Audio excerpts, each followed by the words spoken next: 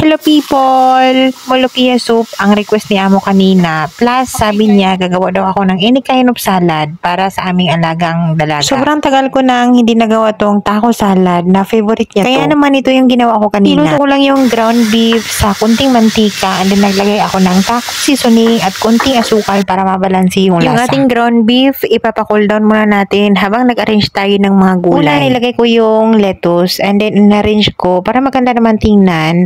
Nilagay ko yung red beans, corn, at yung meat. Tapos naglagay tayo ng sibuyas at kamatis. Kaso nakalimutan ko yung shredded cheddar cheese at avocado. Kaya hindi ko na nalagyan ng space or hindi ko na nabigyan ng space.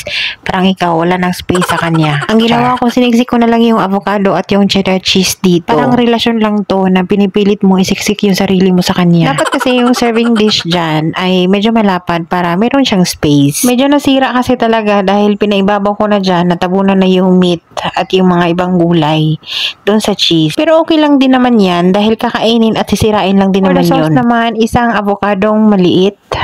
Tapos, naglagay tayo ng konting yogurt. Kung meron kayong Greek yogurt, mas maganda yon.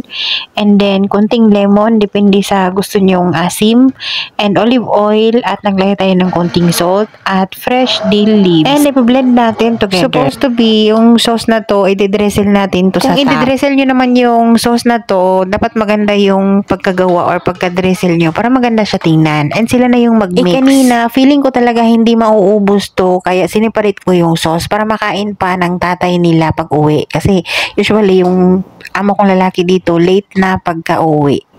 Hapon na siya makakain. Pero dahil sa sobrang na-miss nila yung salad na to, kunti na lang yung natira. Ito naman yung saluyot soup or molokia soup para to sa dalawang boys na alaga. Since hindi sila masalad. Lang naman itong gawin. Nag-fry lang tayo ng garlic, nag-boil ng chicken, and then nilagay natin itong frozen molokia or saluyot. I-prepare naman to ng white rice at lemon. And that's our lunch series for today. Thank you so much for watching.